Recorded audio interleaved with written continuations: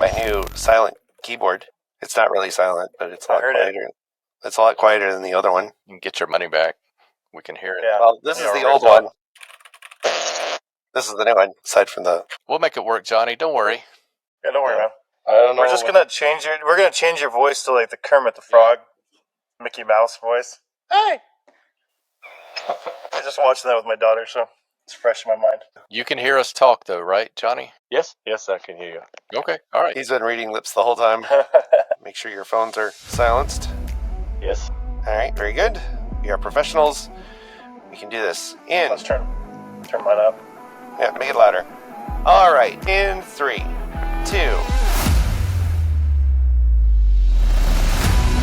You're watching Diecast Breakdown with Chuck Ellis, David Johns, and Mark McHotwheel. So sit back, strap in, and hang on. The breakdown starts now. Hey there, folks. Chuck here, and welcome to Diecast Breakdown. We're so glad you're here with us today. A special thank you, of course, as always, to our executive producer level patrons that help make the show go. They are First and 64th Customs, Dane Self, DrivenDreams.org, Elevation Diecast Racing, Jason, Jay Goldenberg, Lewis, Big Lou Tanahara, thanks Lou, Mad Visions, thanks Pia, Reviews Through Another Lens, Toys Diecast, thank you David, and of course Video Geek Productions, the founder and original $20 member of the executive producer level squad. If you want to join their ranks, you can visit diecastbreakdown.com, where you can find things like merch. Not this shirt. This shirt is a very special shirt that you can only get if you're a really good friend of Mr. David Johns. Yeah, that's Toys. But if you want a shirt that advertises this show and you want to wear that, you can go to diecastbreakdown.com and click the link to the merch store, as well as hitting the little join button. If you're watching this on YouTube, that is another way that you can contribute to the show and help us keep this thing going for just a little bit longer. And keeping the show rolling a little bit longer with me are my two co-hosts, Mr. David Johns. David, how you doing today? Freaking glad to be here. Freaking A, sir. Oh, wow. Busting out the salty language already. Wow. This is a family show, sir. And Mr. Mark Berenson, who's looking freaking great. How you doing, Mark? Thanks. I shaved even a little bit down here. I had a neck beard. You missed a little. You missed a little, right in the middle. I know. Anyways, I'm doing great. I'm doing really good. There wasn't a storm here. There was supposed to be a storm here, but there was no storm. You were marked safe from the Washington meteorologists. Yeah, I saw on your Facebook. So yeah, there's no storm. Yeah, David's dealing with some storms with his job, and I'm just dealing with the storms of my regular life. But yeah, well, aren't we all? Hey-o. We're all keeping it rolling. And I am thrilled and honored to be joined by one of the most prolific content creators on YouTube when it comes to tiny cars, Mr. Johnny Jones. Johnny, how you doing today? Thanks so much for joining us on Diecast Breakdown. Yeah, thanks for having me. I'm glad that you want to spend some time with me. And, we're going to have some nice chats. I hope so. There you go. Absolutely. And for those who don't know, you probably know Johnny's channel, Johnny's Diecast. It has almost 300,000 subscribers. Nice. And 373 videos, all about tiny cars, more or less. I don't know. I haven't checked all of them, but I assume they're all about tiny cars. So, Johnny, how long have you been doing this, and what led you to start creating videos on YouTube? I started collecting Hot Wheels, and then I started watching videos on YouTube, searched for them if other people are doing it. And then I found some stuff with those orange track racing. Mm-hmm. And then I started to do that with my little boys. I have two kids, two boys, and they both enjoy playing with Hot Wheels and monster trucks and everything. So that's how I got into it. And thought, I don't know, I wanted to show what I have for other people. I wanted to find some people that like to play with tiny cars like me. So that's how I started. Now, for those who don't know, you're based out of Germany, correct? So tell me a little bit about... That's why my English is so bad. No. English is excellent. I am curious because Germany is famous for its car culture in a lot of ways. Could you describe the culture around model car collecting in Germany? Is it a very popular thing? Is it a more niche thing? What is it like to be a car collector in Germany? I would say it's a niche thing. Mm-hmm. scale, Mm-hmm. or like the HO, the H0, 187, HO. Yeah. because the whole diorama building and train stuff. That's true. To buy diorama stuff in 187 scale, you have plenty of stuff you can buy here, plenty of stores where you can go. But 164 is very small in Germany. It's not very big. Yeah, it's very small. So is that changing? It is changing, but mostly with Hot Wheels. Hot Wheels is very famous here in Germany. So most of the people are collecting Hot Wheels. And I think then next thing would be Seiko, if you know it. Mm-hmm. Yep. Yeah, Seiko. And then Majorette. Majorette is also big. But yes, that's Seiko. Probably from David. It is from David. It's a David John German special brand. right there. But the most people just know about Hot Wheels. So when we have been with Mini GT on a car show last year, the biggest car show here in Germany. We have been there with Mini GT, and a lot of people were like, there are other brands than Hot Wheels. Yep. Yeah. So a few people know it, but it's getting bigger and bigger, yeah. So we try to change it. We try to make it more popular here in Germany. Yeah, that toy show, is that the one that happens at Nuremberg like a couple times a year? No, it was a car show, not a toy show. Well, just actual car show. Okay. An actual car show, yeah. Johnny, it's a very big one. Did you say that you started collecting when you had your sons, or were you a collector when you were a kid as well, in terms of diecast? Yes, I've been a collector when I was a kid. I'm curious. A lot of 118 scale stuff also when I was a kid, and now I collected Hot Wheels. So what brands, take us back when you were a kid, though, what brands would show up in stores in terms of the little diecast cars? What do you remember back then? I think for me it was a lot of Matchbox cars and also Seiko cars. Seiko was very popular always here in Germany because of the tractor stuff and trucks and everything. But I think I mostly collected Matchbox and Hot Wheels. Yeah, okay. Back with more Diecast Breakdown after this word from our sponsors.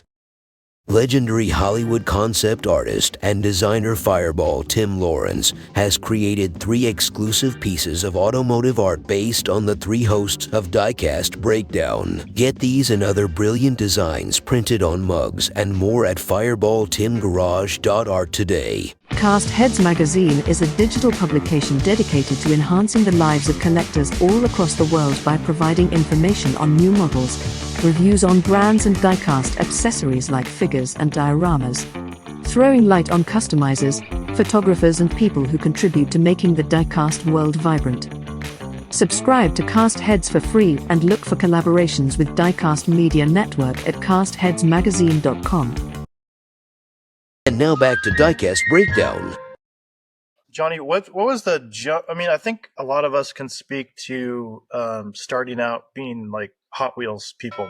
Hot Wheels are the most popular. What has it been like for you to jump over into the premium? Because it looks like you're deep into it now. And I think David got me into it, sending me some Seiko, and Seiko's higher end, but like more so Mini GT. And so what's it like for you? Like, what's the difference between the two for you? I know that Hot Wheels are good for the track and stuff like that, but I see you have a lot of cars displayed there. Do you have a lot of cases that you keep all your stuff in? Because I think you open a lot of your stuff, don't you? Yes, I open everything. Everything. Yeah. So you have, I'm assuming that you have an area for everything and everything's displayed.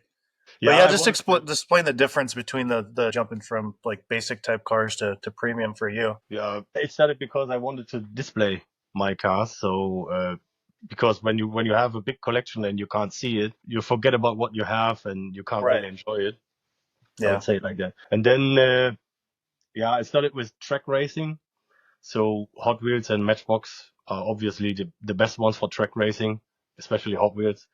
But then I had my first Schuko in hand in 1/64 scale. Yeah, Schuko is really nice. I think the whole line here in the middle, it's only Schuko models. Fabulous. We have some Hot Wheels on top and Revell, the Revell Wow. lowriders, and Yeah. some Aoshima. And here in the middle is only Shuko, and at the bottom it's Mini GT. So when I had the first Shuko in hand, and I saw the amount of details and all the little Mercedes. lenses. Is that 300D or is that like a which Yeah, model is that? yeah, that's in I think 200D. Oh, 200D. Yeah, 200D, the old E-Class. Yeah, I love the wheels Oh, on they're that nice. one. Yeah. Color matched wheels with the Mercedes logo in the middle. Beautiful Yeah, model. so the amount of details and everything got me into that. And in Germany, Hot Wheels, it's more expensive than in US. For Yeah. premium Hot Wheels, we pay $10, and Schuko is also $10. Yeah. So I was comparing it, and I was like, Hot Wheels is how many cars they are producing? I don't know, like 500,000 or a million Yeah. from every car, and Schuko is like producing 5,000. So and they offer much more for that price. I was like getting into it, and then Mini GT came out, and they had the GTR R35, my favorite car, especially the Liberty Walk one. So I bought one of these, and then I was hooked. Then I was like, okay, I'm selling mine if you want to buy it. I can ship it overseas. So yeah, which yeah. one? R30. Yeah, Yeah, oh, great. 2012. I love this car. So nice. Yeah, come on over. I'll give you a ride before I get rid of it. But yeah, I'm trying to get an R33. I kind of like the older stuff a little bit better, but I love the R35 too. But more of an older Skyline guy. Yeah, me too. My favorite one is the Ken Mary. The Ken Mary is Yeah. my favorite Skyline, or my favorite car anyway. Yeah, that one's awesome, and like the Hakusuka is probably my favorite. It's just a little older, but the Kenamari ones is a very underappreciated one. I think people are starting to like it a lot more because it's unique. I love the silhouette of it because more like in fastback, like the old Mustangs. Yeah. So the Ken Mary looks very nice, or like the Nissan Laurel. I do like the Nissan Laurel silhouette. They are pretty nice. Those are beautiful cars. You don't see too many of those over here. I mean, I have a buddy with a Ken and Mary and tacos and stuff like that, but you don't see too many Laurels or anything like that over here in the States. So not too many of those. Yeah. So yeah, no, it's like I think Lee was saying the same thing. He's never seen one in person up in Canada, and I've got two in my yard. But yeah, we have a lot of them here up and specifically where I'm at in the U.S. I'm in like Seattle-ish area, a couple hours from Seattle, if you've ever heard of it. But yeah, there's a lot. It's a really nice area there's not like a lot of salt on the roads and there's not harsh weather. So they've survived there, like California up to all the way up there. So it's in the other parts, if you go to like New York or that area, they're all rusted out. They're all gone pretty much. So they've all, because the build quality is cheaper steel and stuff like that on them. So they tend to rust out and disappear. So there's not very many left in the world. So they're getting pretty rare. Yeah. Yeah, that's why it's always special when you see some on the road. So yeah, but that's what got me into the other brands. I was always complaining about the proportions of the Hot Wheels cars with the massive wheels on it, and I don't know, they look goofy sometimes. A Golf is nearly the same size like a Dodge Ram. Right. Yeah. So I was always complaining about it, and what was a big thing for me was the missing side mirrors. I hate when the cars don't have side mirrors. Because how do you see it? How do you see who's behind you? I really enjoyed to build little dioramas with figurines and everything in 1/64 scale. So all the time when you take pictures of it and when you don't have side mirrors or like license plate, it doesn't look real. So I wanted to make the pictures the realistic as it can get. So yeah, that's way easier with Mini GT or Schuko models. So Sure. that's why I got into the premium stuff from this brand. Makes sense. I will say in Hot Wheels' defense, they are starting to put more and more side mirrors on their cars. Like I'm seeing more little stubby ones, like the Mustang that they just came out with the matte blue finish has stubby mirrors. The Malaysian car has mirror stubs on it. There are some. There's not enough, but there are some. Yeah. And they're working with price point and manufacturing stuff. It's tough to add those little things to them. And I'm sure parents love when their kids leave those cars out and they're on their side and they step on those little side mirrors and they go straight into their foot, like stepping on Lego or something. So I understand that they're for a different audience than the Shukos or the Mini GTs, because you're not going to leave those lying around on the floor usually. I mean, Mark might, but most people don't leave their Mini GTs lying around on the floors. So, but yeah, I hear you. It was funny. Like when I was younger, I collected Hot Wheels all the time. And then one day I had Hot Wheels and Matchbox, and I pulled up my little cement mixer and I pulled up a VW Bug next to it and went, wait a second. There's no way these would even be remotely the same scale. And it killed it for me. Like for years, I couldn't like I would put the bigger ones over here and the little ones over here. And I was like, and even then I was realizing, okay, well, even like the VW Beetle is bigger than 1/64 scale, because a real VW Beetle in 1/64 scale would be much smaller than 3 inches long. Yeah. And you know, that's what they're scaled to, is they're scaled to the track. They're not scaled to be a particular scale. They're scaled to go down the track. Yes. And then all of a sudden, in about 5 years ago, I realized there were companies like Auto World and Greenlight and Mini GT that were making true 1/64 scale cars. And all of a sudden I got interested in it again, because I like the big American 70s cars, and those were never the right scale, because they would always be much bigger than a Hot Wheels would standard be. And Auto World had these big Buick station wagons that were the true 1/64 scale. They looked so good and were proportioned right, and hefty. that kind of weighty. Yes, very weighty cars. Weighty, and hefty. got me back into it. And so you've had a really kind of cool relationship with Mini GT. I noticed you were in Malaysia last year hanging out with Glenn and the Mini GT crew. So tell us a bit about your trip to Malaysia. Yeah, that was a totally crazy experience. That was overwhelming. So because it was my first time in Asia also. And I've been there with O'Neill from Southern Diecast, if you know him, from Australia. One guy, I met him there, and then we've been in a shopping mall, and they had like 1/64 scale stores, just for 1/64 scale. Wow. And I was like, that's totally crazy. And we've been to 3 different stores, and they were only 1/64 scale. That was totally crazy.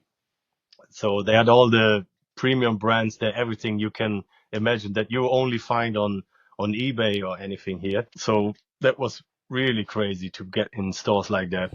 And then sounds expensive. Sounds expensive. Yeah.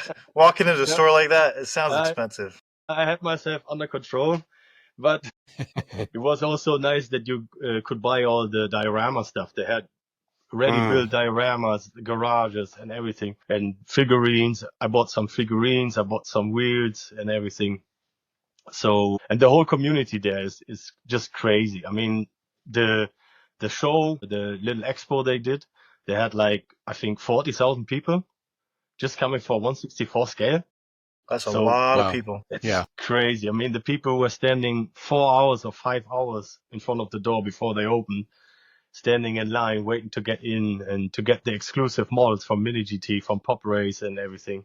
So that was a really crazy experience to see that in person.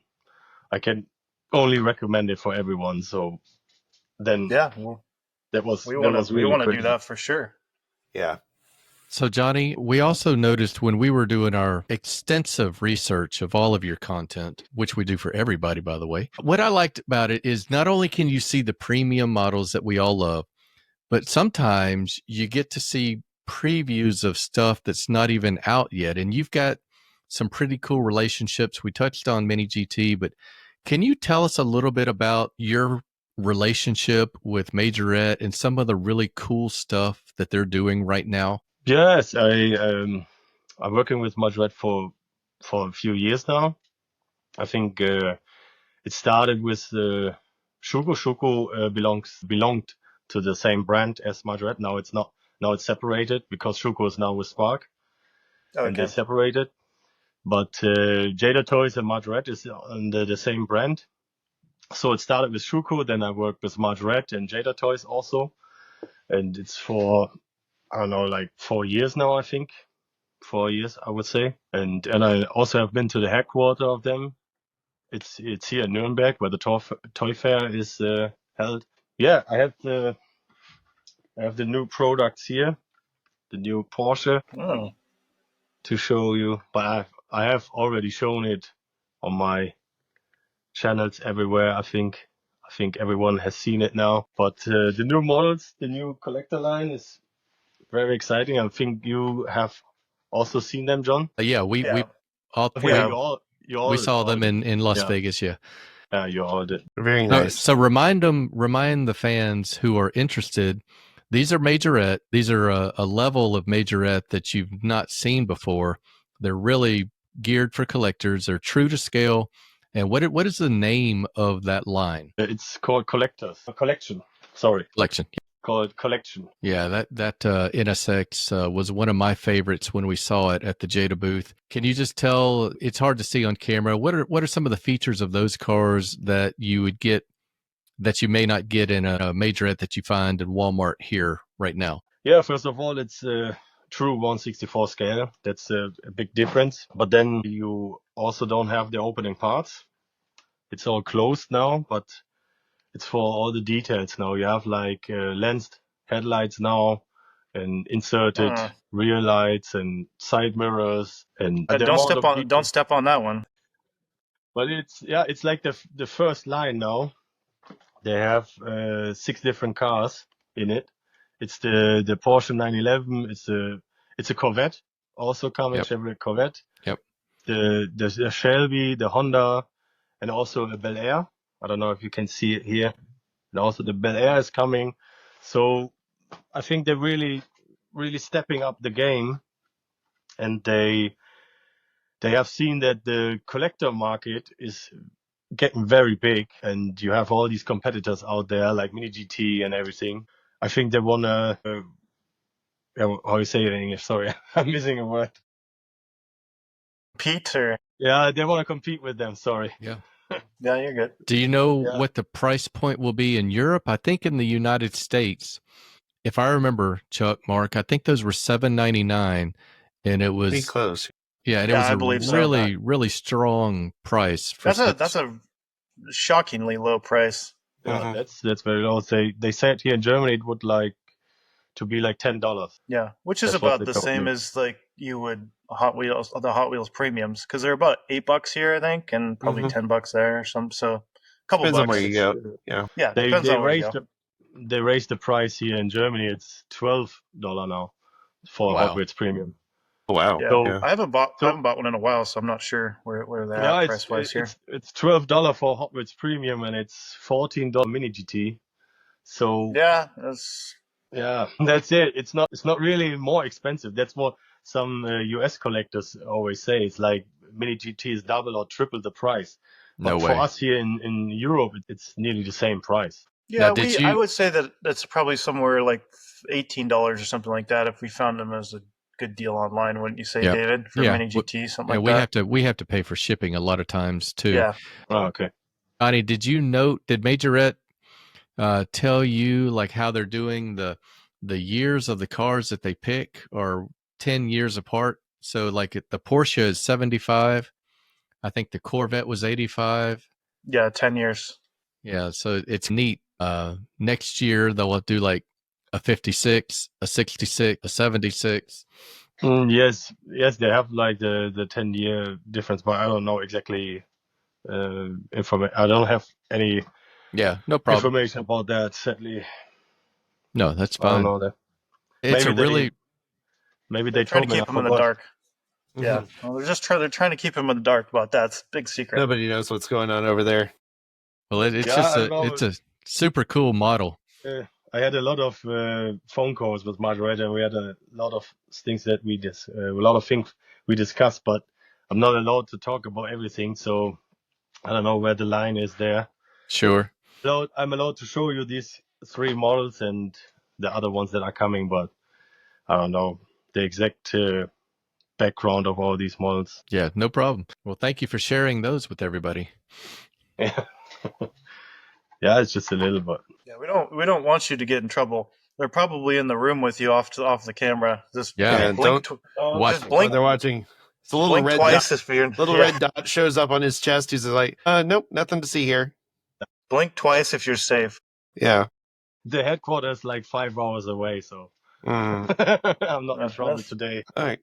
Well, Johnny, you've been doing this for a while. You've created this channel. You've gotten almost 300,000 subscribers. Tell us what it was like to build the channel and build that relationship with an audience. How did that start, and what have you been doing to keep people entertained that you've gained pretty much 300,000 subscribers? Yeah, I don't know. I started on Instagram first, so that's where I get in contact with some other German collectors, and I get to know some collectors from around the world. So that's what really got me into it, to get connected with all the people around the world. So that's the great thing we can do now with Instagram and everything, with all the social media. So I started with showing my stuff that I have at home, and then the videos got a lot of attention sometimes. And then I wanted to create something special or unique. And I thought about it, and then I thought about starting that ASMR stuff, Mm-hmm. because I always wanted to create my own stuff and not use other music or other cool sounds or anything. I wanted to create something on my own. So I came up with the ASMR unboxing, and the people really liked it. Then the first brands came to me and asked me if I would like to make some videos of their products or have to look on their products and do some reviews.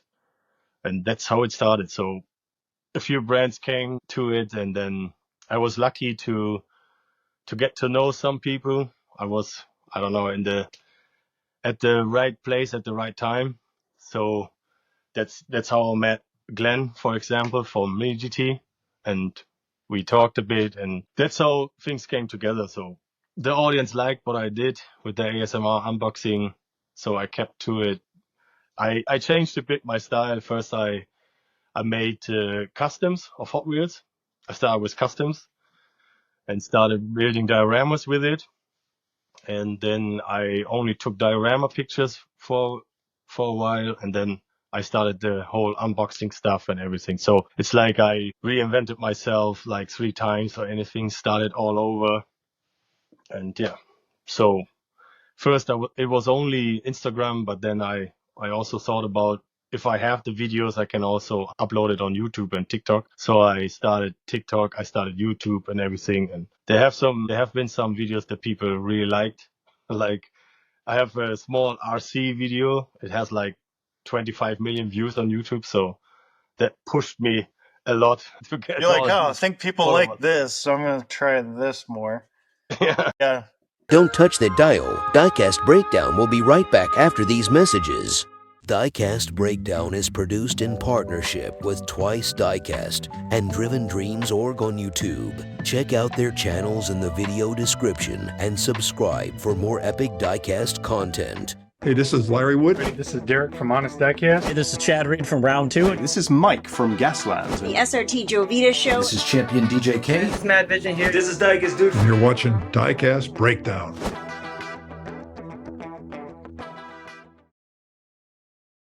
And now, the thrilling conclusion of this week's episode of Diecast Breakdown.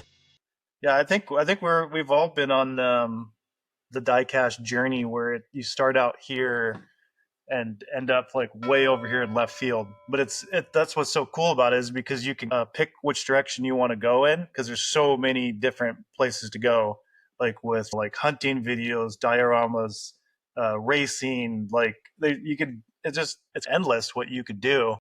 So it's just, you can go in order of what you want to try out, and when you're making content, you just have to figure out what people like to watch, but not lose track of who you are and what you like too. It's hard to find that balance sometimes of what you really like and what people like to watch, because you don't want to just do what people like just to get all the likes and follows, because that's empty. Yeah. So it's cool that you found that line of what you like to do and what you enjoy doing it, because if you didn't enjoy doing it, you wouldn't be doing it.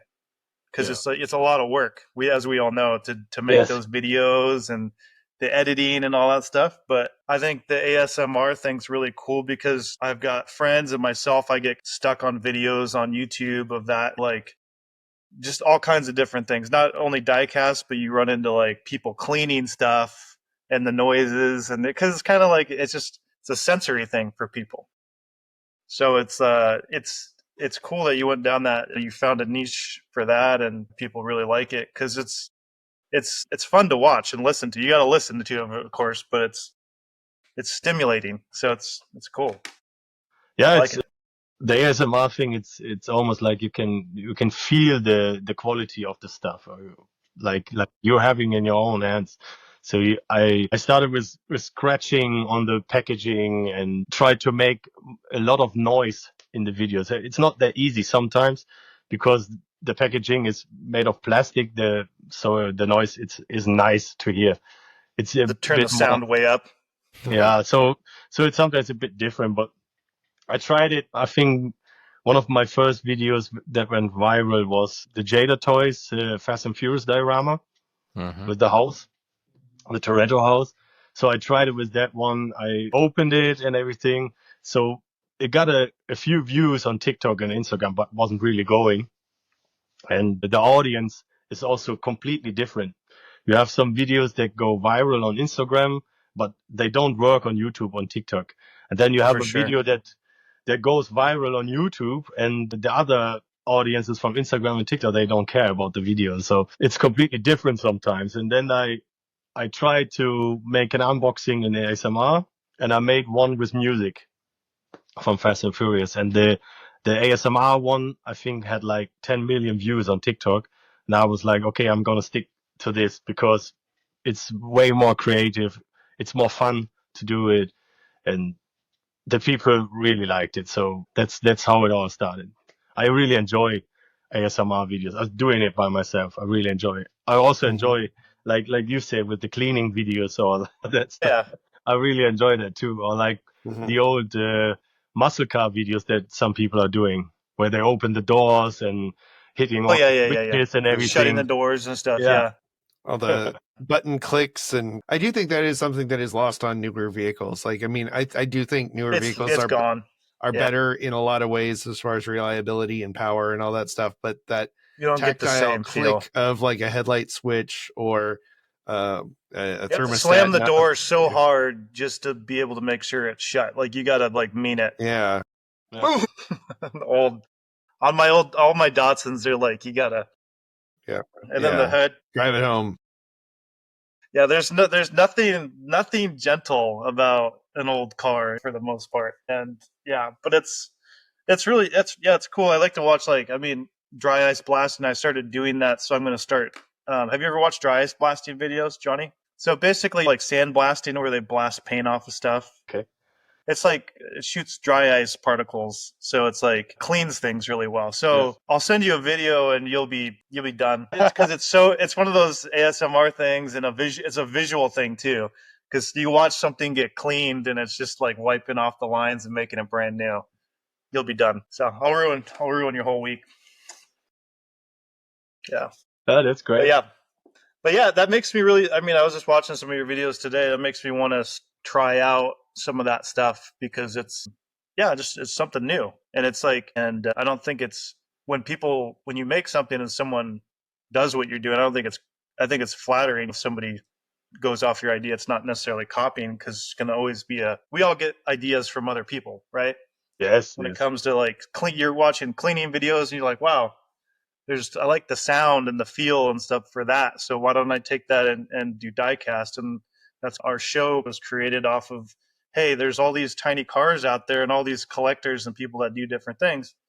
Let's share that with the world. Let's have them come on and just get everybody's story, because a lot of people don't know the story behind the content creators or the designers or the owners of the companies. So that's how all it starts. It's just doing something the same but different. Yeah, we all get inspired by other people. That's how it works. So like the word influencer says, we all get influenced by some people. So I really enjoyed a lot of videos from other influencers on Instagram, and I get ideas from it. So sometimes when I have to do a new project, I'm searching on YouTube on other influencers, like how are they presenting their stuff, how are they doing the lighting and everything. So trying to get some ideas together, and then you pick some stuff and nearly copy it, some ideas or anything. So that's how the whole thing works. So if people like to copy my stuff, I'm just flattered about it. So that's just a compliment for me. Yeah, that's the best form of flattery. Just people that copy you. Hey, So. Johnny, could you, like, if someone is watching here in the United States and they hear you're from Germany, they might be curious, what does it look like for a collector of diecast in Germany?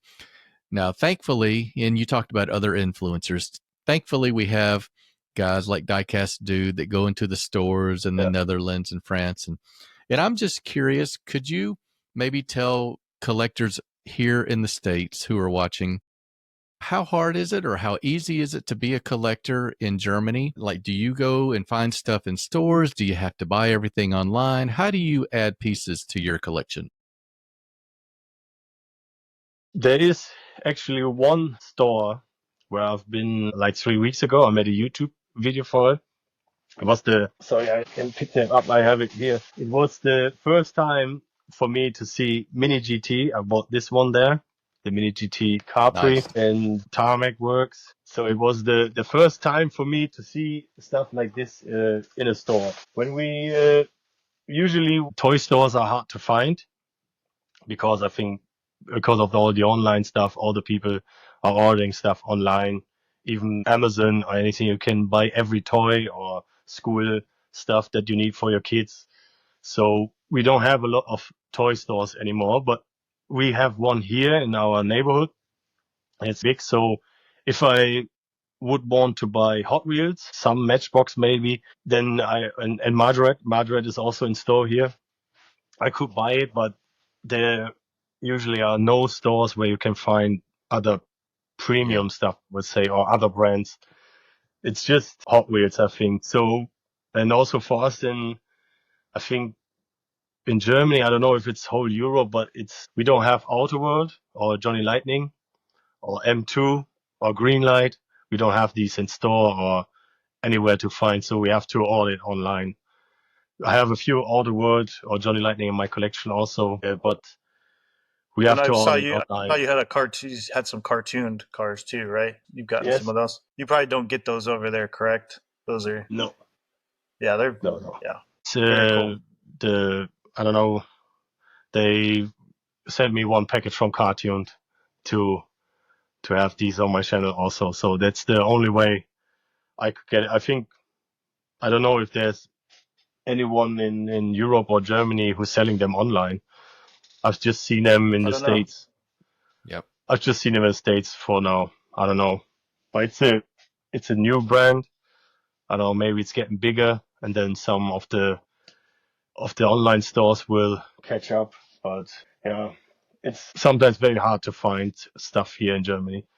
You have to order everything online. But it's getting better. We have some German sellers now. It's getting better and better. But I think a few years ago when I wanted to have some Auto World or anything, I ordered them from the US. Yeah. Okay. Yeah. With 1/18th being as popular as it is in Germany, do you often get asked, like, why are you so into 1/64? And what do you tell people who collect 1/18ths when you say, like, are maybe trying to tell them that they should give 1/64 scale a second look? Mostly I tell them that in 1/64 scale I can collect that much cars and display them. Because if I want to have, I think I have 800 cars here on the wall. If I wanted to have 800 cars in 1/18 scale, I need a bigger room. So, Yeah. True. Yeah. So it's a bigger house. It is way easier to collect 1/64 scale. That's why I tell them mostly, because you can carry them around in your pants, in your pockets. I don't know. You can carry them around. You can show them to everyone, and the amount of details, it's sometimes even better than 1/18 scale. So, and that's a good point. Yeah. Yeah, it gets pretty tough to collect those bigger cars. But the appeal's still there. I still want to get a few of them, but I'm scared. I do have a lot of 1/18 and 1/24 scale, and a few 1/43 scale also. but I have to keep them all on the basement. So because it's way too much space to have them here in this room. Mhm. So Yeah. it's way too big. Yeah. I think the perception too for a lot of people is that 1/64 scale is still in their mind very Hot Wheels-y looking and very disproportionate, and you got big wheels in the back and small wheels in the front and cartoonishy proportions, and they don't really realize that there's all these much more accurate, much more intricate looking cars out there. I think that was the big turning point for me, because I was big into 1/24 scale plastic models that I would build.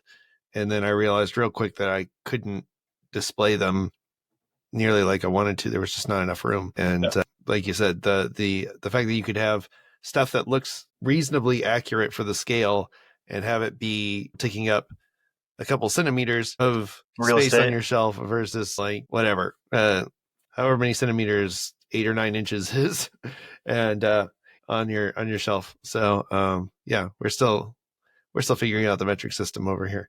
But yeah, I think that's a not that hard. It's I think it's 2.5 it's 2.5 to 1 centimeters. inch. So yeah, so 8 times 2.5. Anyway, yeah, I don't do math while recording. That's a bad plan. I'll just be sitting here for 30 seconds while I figure it out. But yeah, I think the economy of space is nice, and for me, I think it's much more interesting the smaller you get to get as accurate as you can be.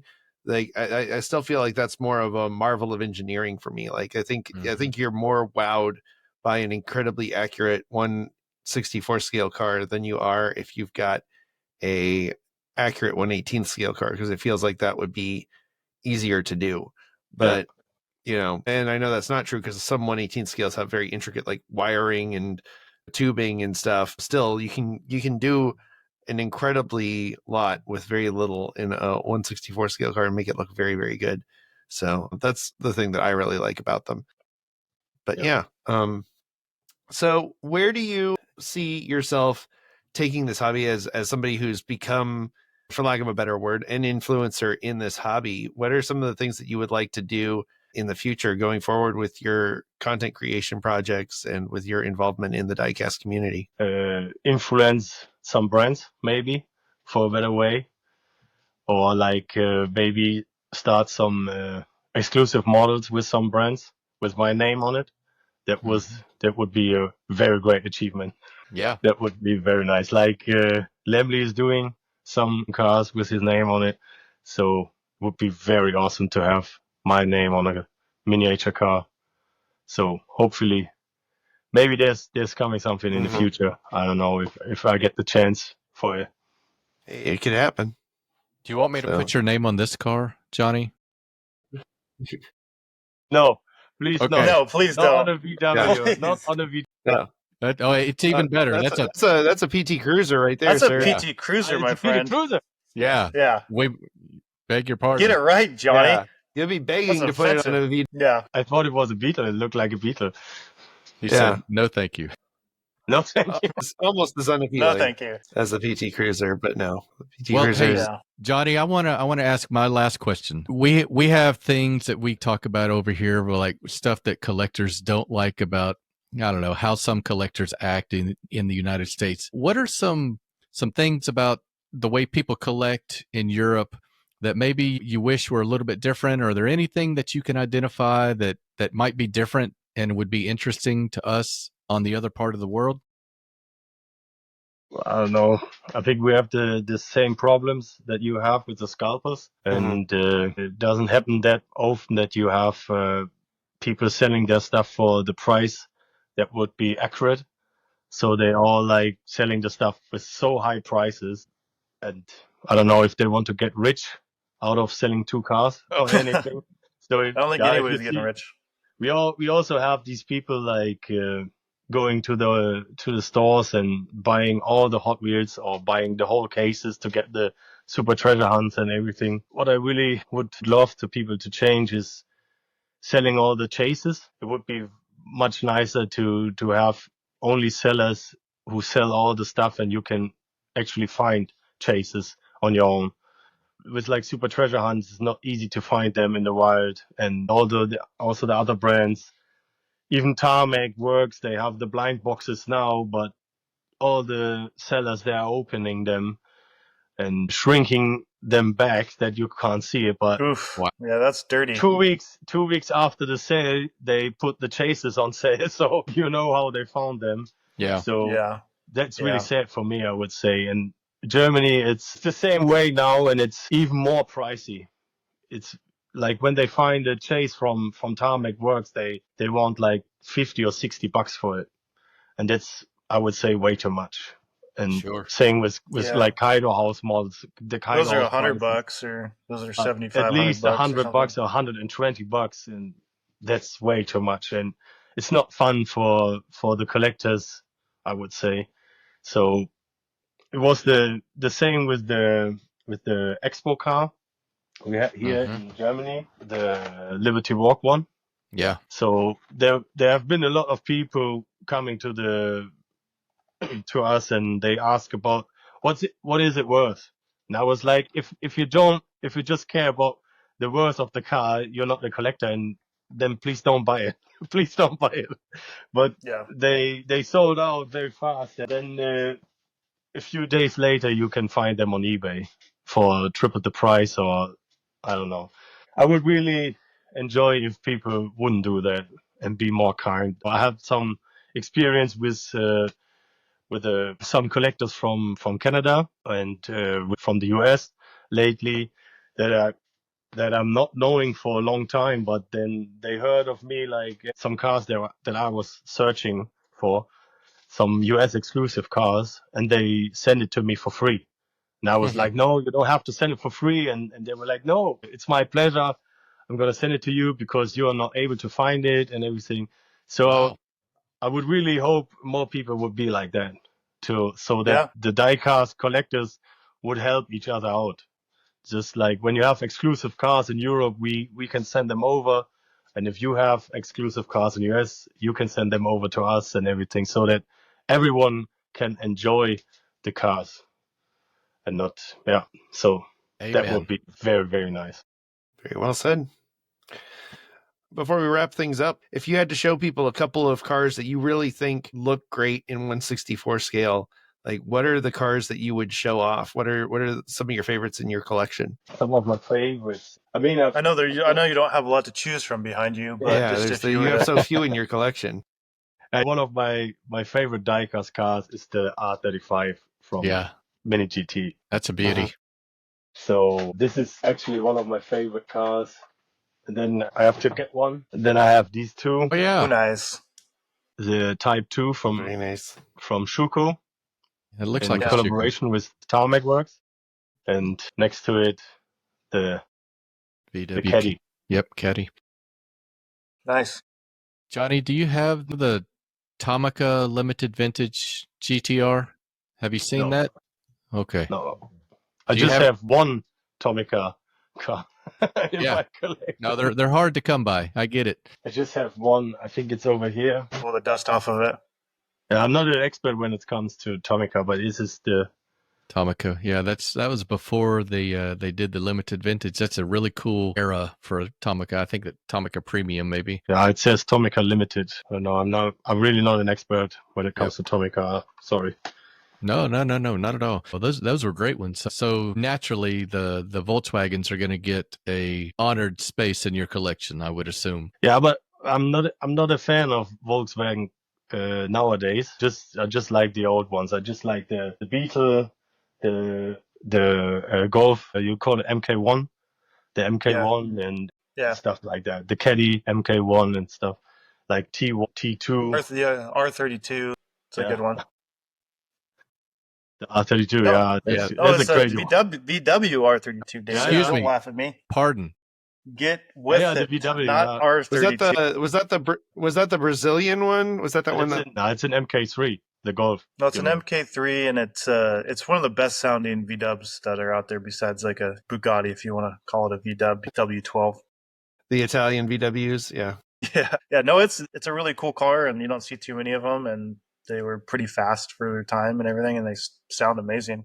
Because generally don't like the sound of a lot of those. You see them. That one sounds good. You see them very often in Germany. I'm sure, yeah, probably everywhere. Yeah, but here, not so much. All the GTI stuff, it's everywhere here in Germany. Sure. That's the same even with Porsche. You see so many Porsche here on the streets. That's crazy. I think it's just because it's a German brand. The people in Germany like, or they love to buy German cars. So that's why you see them a lot here on the streets. Yeah.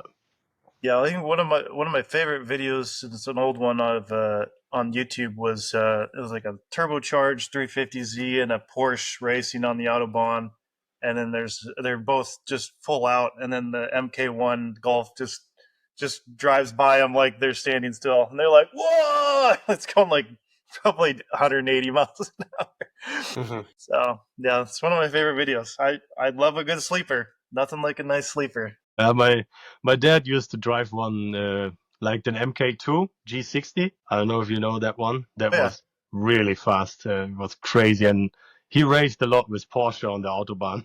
and then we're like on the next parking space. They were like, let's check that Golf. Yeah, what's under the hood? Check it out. Open the hood. Up the hood. Yeah, very very cool cars. Yeah, that was crazy time. All right, very cool. Well, Johnny, it's been a absolute delight chatting with you. Let's remind the folks again where they can find you, follow you, all that good stuff. Yes, I'm on YouTube, on Instagram, and TikTok on the Johnny.Diecast. You can find me there with all the ASMR unboxing videos I'm doing. Okay, very cool. Donka. All right, well, folks, you can check that out. We'll link to those in the description down below. But again, thank you, Johnny, for joining us, and thank you, watchers, listeners, wherever you are, for making it to the end of another episode of Diecast Breakdown. Remember, check out drivendreams.org, where we are raising 25,000 cars for kids in need all over the world. You don't need to send anything. You don't need to buy anything other than some tiny cars, and find an area in your neighborhood that can benefit from it. That could be a food bank, a shelter for families, local charities, church, hospital, children hospitals, churches, places that help people in needs. First responders like to give them to kids that are having real bad days. And then you just document it and send it to drivendreams.org, and we add it to the tally, where we're trying to get 25,000 cars in total for kids in need in the world. So check that out, drivendreams.org. Anything you want to say about that, Mark? It's just like David Johns says, do good in your hood. Does that every time I talk to him? He is asking me about the good I'm doing in my hood. There's it's just a biggest thing is just an initiative to spread the word, to give Diecast to kids who need it. And everybody's neighborhood or their city, there's a need for it. And just if you have a question, you can reach out to us, and we'll do some research and see if there's a place near you that could use the cars. I'm sending some cars to the UK tomorrow, and there'll be some cartoon cars in there and Hot Wheels and stuff like that for a small class of kids with autism over in the UK. Somebody reached out to me, and I always appreciate when people reach out and say, "Hey, can you help?" And I say, "Yeah, what do you need?" So it's pretty cool. So yeah, you can do a lot of good in your hood though, like locally. It doesn't have to go to the UK, but we can get stuff all over the world too. All right. Well, check that out. And of course, check out diecastbreakdown.com, where you can become a patron, or you can hit the little join button down below. And if you can't, we understand times are tight and diecasts are getting more expensive every time we turn around. So you can also help the show out a lot by giving us a like, a subscribe, and you can really help us out by sharing this episode with your friends. That is the fastest way to help this channel grow, is sharing it with other people that you think would like the show. So sharing thank is you to caring. everybody who cares and shares alike. And as always, we want to thank you for coming along with us for the ride. So until next time, stay fresh, cheese bags. Thanks for listening to Diecast Breakdown. If you enjoyed today's show, please rate us 5 stars on Apple Podcasts and tell a friend to listen in. Find Diecast Breakdown on your favorite social media platforms, or visit diecastmedianetwork.com to learn more about this and our other projects. Diecast Breakdown is a presentation of Flying Valiant and the Diecast Media Network.